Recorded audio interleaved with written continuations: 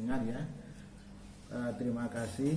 Pertama kita panjatkan puji syukur kehadirat Allah hari ini bisa bertemu dalam rangka pendidikan khusus profesi advokat. Ini wajib bagi calon advokat ya di Peradi untuk Hasibuan. Hari ini terkait dengan hukum acara pengadilan hubungan industrial. Nah, tapi sebelum itu mungkin panitia akan menyampaikan sedikit kurikulum ya. Kurikulum vitae, monggo silahkan Pak Sema. Boleh masuk nih Mas. Ya. Karena ini masih ada urusan teknis. Pada prinsipnya di dalam PKPA itu sebagai salah satu syarat untuk menjadi advokat. ACC kalau. Ya, syarat. Karena setelah nanti PKPA ada yang namanya UPA, ujian profesi advokat. Nah, kalau nanti di dalam ujian itu pasti ada yang lulus dan tidak lulus. Nah, maka perlu bagi calon advokat betul-betul mempelajari materi yang disampaikan narasumber yang disiapkan oleh Uniska ini di dalam pendidikan profesi advokat. Nah, setelah nanti saudara lulus itu ada lagi kewajiban yaitu magang di kantor advokat yang sudah minimal praktek 7 tahun. Nah, selama 2 tahun. Itu peraturan Peradi nomor 1 tahun 2015. Nah, nanti kalau magang itu akan memperoleh kartu magang. Untuk mengikuti kantor di mana saudara nanti magang. Setelah 2 tahun nanti ada surat yang diterbitkan oleh kantor advokat ya, telah magang selama mulai kapan sampai hari ini ya, misalnya sampai 2 tahun sebagai syarat untuk penyumpahan sebagai advokat. Karena menurut Undang-Undang 18 tahun 2003 advokat itu harus disumpah di pengadilan tinggi. Itu jadi pasal 4 kalau tidak salah seperti itu. Itulah saya kira nanti akan lebih jauh dalam dialog karena ini ada materi nanti di akhir aja kaitan dengan itu. Mungkin Mas Uzaimah sudah bisa masuk belum? Assalamualaikum warahmatullahi wabarakatuh. Iya. Assalamualaikum warahmatullahi wabarakatuh. Kami akan menyampaikan kurikulum vitae beliau Bapak Haji Nurbaidah SH, SAG, SHMH ya. Beliau ini termasuk salah satu dosen tetap yayasan Universitas Islam Kadiri dan saat ini beliau homebase-nya di Pasca Sarjana Universitas Islam Kadiri. Jadi nanti barangkali teman-teman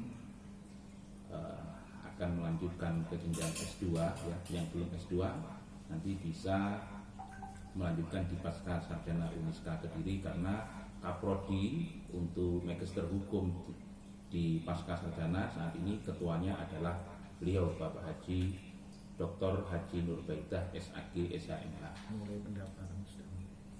Dan sekarang untuk pendaftaran sudah dimulai ya dan tutup nanti pada tanggal kita mulai masuknya Maret April.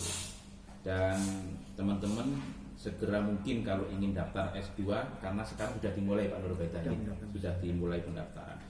Dan perlu saya sampaikan beliau termasuk advokat senior ya.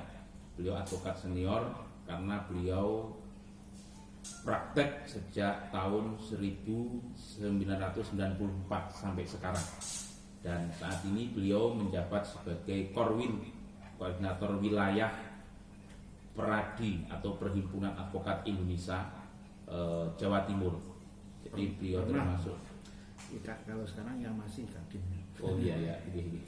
Dan beliau dulu juga sebelum Pak Agus Manfaluti menjabat sebagai DPD Peradi 2 periode Kediri Raya meliputi kota dan kabupaten. Karisidenan. Itu. Jadi untuk pengalaman beliau terkait dengan advokasi, terkait dengan lawyer, penasihat hukum sangat luar biasa, dan tentunya banyak sekali perkara-perkara yang sudah diselesaikan oleh beliau, baik perkara pidana, perdata, maupun peradilan tata usaha negara, maupun peradilan hubungan industrial. Jadi nanti teman-teman barangkali ada suatu permasalahan terkait dengan masalah hukum, nanti bisa ditanyakan langsung kepada beliau, dan waktu saya kembalikan kepada beliau.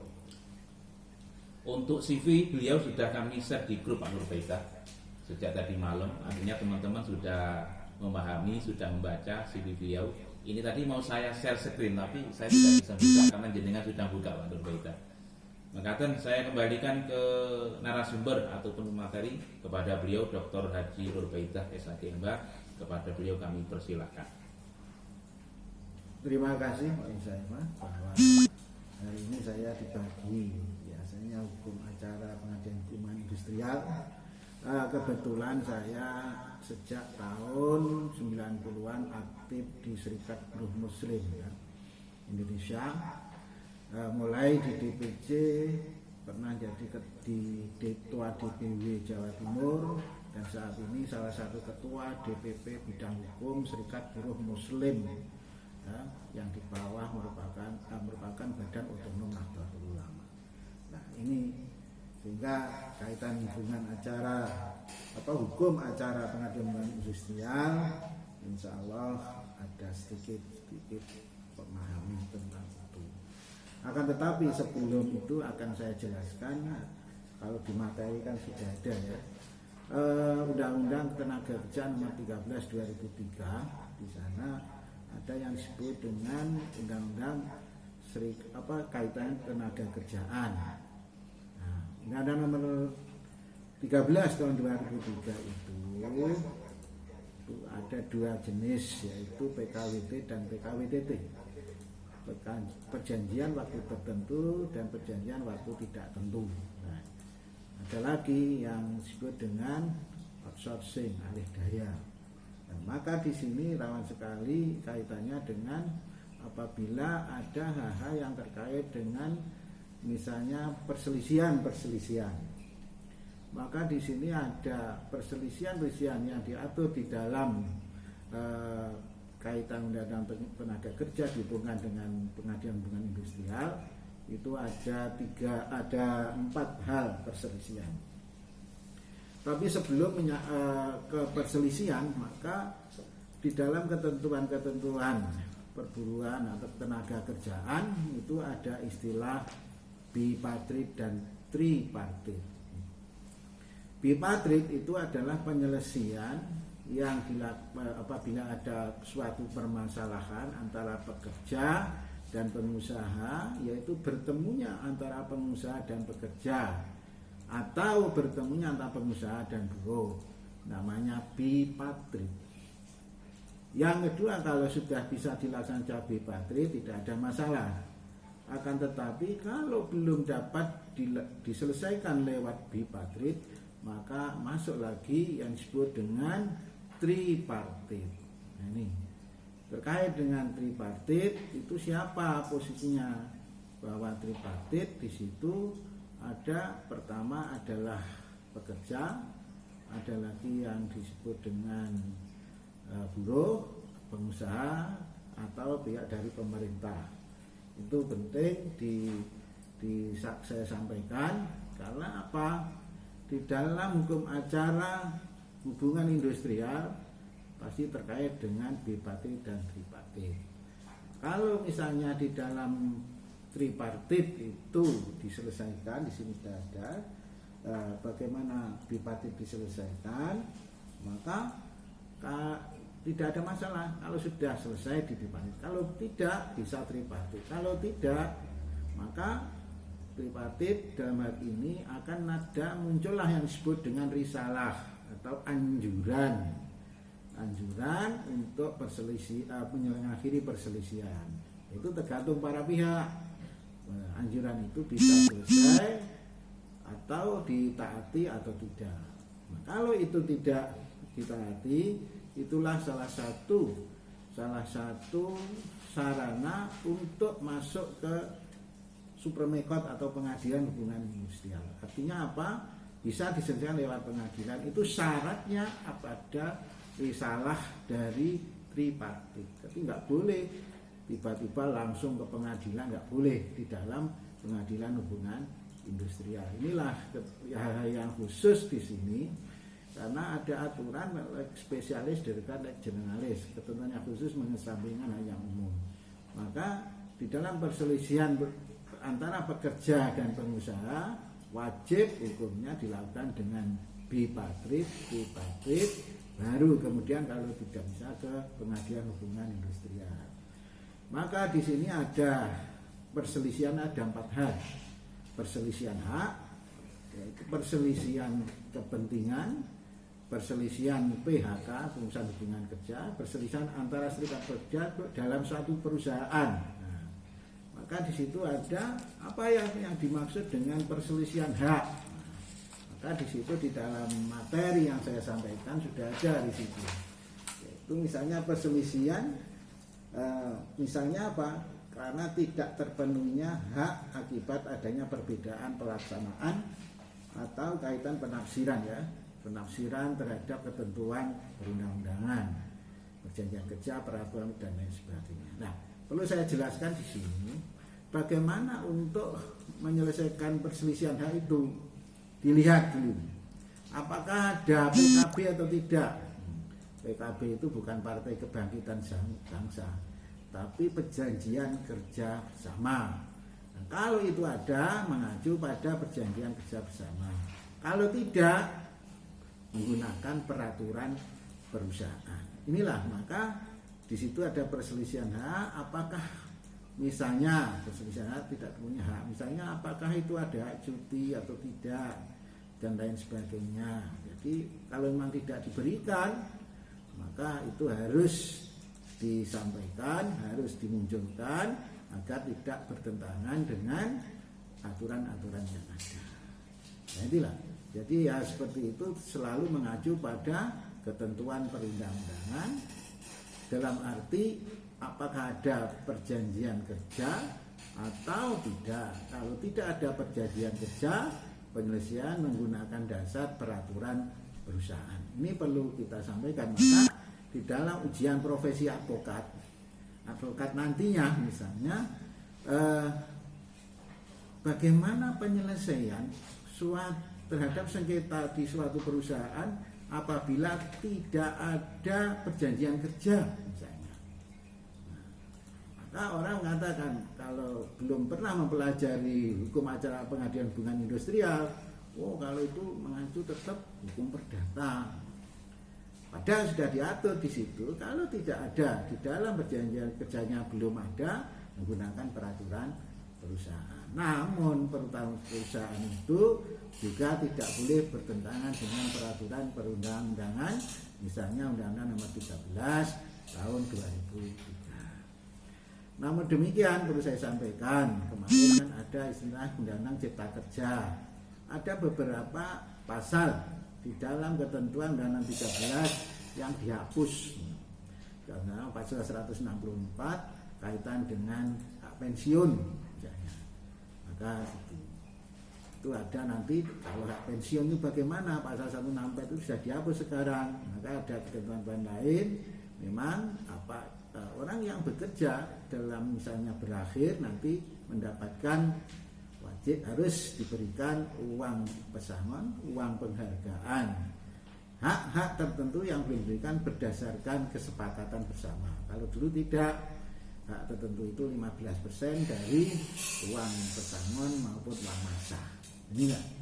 Sehingga kemarin ramai sekali kaitan dengan perubahan yang disebut dengan Undang-Undang Omnibus Law, atau sekarang judulnya adalah Undang-Undang 11 tahun 2020 tentang Cipta Kerja. Nah, inilah, maka harus selalu update, apalagi calon advokat ya, harus paham betul kalau menyelesaikan kaitan dengan fidusia. Yang kedua ada perselisihan kepentingan ya, perselisihan karena tidak adanya kesesuaian pendapat mengenai pembuatan perubahan syarat-syarat kerja di dalam PKB, perjanjian kerja. Misalnya apa? Misalnya pekerja ingin naik berapa persen, tidak terjadi kenaikan atau hak-hak dihilangkan atau dikurangi misalnya. Maka ini bisa yang disebut dengan perselisihan kepentingan. Maka nanti perselisihan kepentingan itu ada aturannya di kemana harus diselesaikan, pertama dan terakhir di PHI tingkat pertama. Kalau perselisihan hak pertama terakhir di Mahkamah Agung. Nah, nanti ada ketentuan seperti itu. Jadi seperti itu, sehingga di dalam pembuatan PKB, perjanjian kerja sama dalam suatu perusahaan itu, kalau ada serikat pekerja atau serikat buruh itu diwakili oleh serikat pekerja atau serikat buruh. Di dalam ketentuan serikat pekerja buruh, suatu perusahaan yang memiliki 10 pekerja boleh mendirikan serikat pekerja dan serikat buruh. Jadi penting untuk diketahui, ada undang-undangnya terkait tahun 2000. Yang ketiga adalah perselisihan pemutusan hubungan kerja. PHK, pengakhiran, misalnya tiba-tiba diberhentikan tanpa alasan yang jelas, tapi haknya tidak diberikan. Itulah namanya perselisihan. Misalnya apa? Kesesuaian pendapat mengenai pengakhiran hubungan kerja, seharusnya pesangonnya sekian menurut pekerja, menurut pengusaha tidak, kita tidak mampu bayar, tapi ada ketentuan tidak mampu itu harus dibuktikan dengan akuntan publik selama 2 tahun bahwa itu perusahaan itu tidak istilahnya itu mengalami kerugian terus-menerus selama 2 tahun, dibuktikan dengan audit dari akuntan publik. Jadi nggak boleh yang mengatakan saya nggak mampu, perusahaan nggak mampu, nggak boleh. Ada ketentuannya. Kalau itu misalnya tidak bisa selesaikan secara tripartit, maka bisa lewat pengadilan hubungan industrial. Tapi tidak bisa tiba-tiba langsung ke pengadilan, nggak bisa. Harus ada bipartit dan tripartit, baru risalah di bawah karena sebagai dasar untuk mengajukan penyelesaian di PHI. Yang keempat yaitu perselisihan antar serikat pekerja dalam suatu perusahaan. Misalnya dalam suatu perusahaan besar, kalau di Kediri misalnya ada perusahaan G misalnya, di situ banyak ada SPSI ada, Sarfumisi ada, serikat pekerja lain ada. Nah, itu kalau misalnya terkait menyangkut keanggotaan, ini anggota saya, itu anggota saya, sama-sama dicatatnya. Nah, ini kalau itu terjadi bisa diselesaikan. Itu pertama dan terakhir di pengadilan hubungan industrial tingkat pertama. Inilah, jadi segala sesuatu itu dapat diselesaikan melalui apakah masuk kategori perselisihan hak, perselisihan kepentingan, PHK maupun perselisihan antar serikat pekerja dalam suatu perusahaan. Inilah yang harus dipahami oleh calon-calon advokat. Jenis-jenis perselisihan apa saja, misalnya upahnya, soal upahnya seperti itu harus bisa. Maka kalau nanti mau ujian harus banyak latihan. Sekarang di toko-toko itu banyak sekali soal upah, ujian profesi advokat, karena namanya ujian pasti ada yang tidak lulus. Kalau diluluskan semua, nah itu jadi bagaimana? Karena harus ada standar. Kalau peradi itu pakai pihak ketiga. Jadi apakah ketua umum, apalagi ketua DPC, anggota tidak bisa mempengaruhi suatu apakah ini lulus, tidak bisa. Ya. Tapi jangan khawatir, sekarang lebih mudah dari yang dulu. Nah, dulu itu bisa 5 kali nggak lulus, karena grade-nya tinggi sekali, harus nilainya 70. Nah, sehingga pertama upah diadakan itu yang lulus hanya 30%. Akhirnya apa yang terjadi? Ada pihak-pihak yang mendirikan organisasi lain yang mudah cara masuknya. Nah itu, maka kita Pradi dalam hal ini Ketua Sibuan atau Fauzi yang dulu sekarang masuk Bang Untuk, ambil lagi di situ, kita tetap mementingkan kualitas walaupun tidak sesulit yang dulu. Jangan khawatir para peserta. Ya, tapi pasti ada yang tidak lulus. Namanya ujian. Nah, tapi jangan khawatir ya, pengalaman saya jadi pengawas karena pernah jadi korwil. Pengawas ujian itu kalau waktu mengerjakan jangan tolah-toleh, tahu tolah-toleh enggak? Itu dicatat oleh pengawas, tapi dibiarkan, tapi akhirnya enggak lulus. Jangan istilahnya memberi arahan pada yang lain. Nah, itu dibiarkan, tapi dicatat, akhirnya enggak lulus. Baru nanti katakan bahwa ini memang nggak bisa mandiri, maka dibiasakan kerja sendiri, salah benar sendiri. Karena apa? Pengawasnya nanti masih muda-muda, di bawah saudara dari pihak ketiga itu.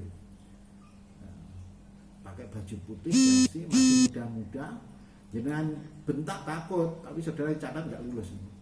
Nah, ini maka disitulah profesionalisme penting sehingga pada saat ujian jangan sampai memberitahukan pada temannya, apalagi minta bantuan pada temannya. Itu pengawas diam tapi nyatet, nomornya dicatat. Itu perlu saya sampaikan. Nah, tapi sekarang istilahnya itu ada kelonggaran bahasanya. Kelonggaran tapi tidak lolos. Artinya apa? Pasti ada yang tidak lulus. Nah, inilah penting sekali tidak. Inilah paling tidak saudara bisa mindahkan apa yang menjadi objek PHI itu ya, ada 4 ini: perselisihan hak, kepentingan, pemutusan hubungan kerja atau antar pekerja. Ini perlu diperhatikan kepada saudara. Selanjutnya bahwa di dalam itu ada beberapa yang perlu disampaikan. Sebelum mengajukan PHI tadi saya sampaikan tadi, itu ada wajib dilalui tadi bipatrit maupun tripatrit, yaitu ada ketentuan paling lama 30 hari kerja. Jadi tidak ada sekarang itu berlarut-larut, tidak ada, semua ketentuan ada tenggang waktunya. Inilah jadi bipatrit. Nah, sebagai sarana untuk masuk nanti ada risalah ya, risalah hasil tripatrit untuk sebagai lampiran dalam suatu permohonan untuk penjelasan lewat pengadilan hubungan industrial. Lanjut. Terus di situ ada juga kalau apabila gagal otomatis harus naik ke pengadilan.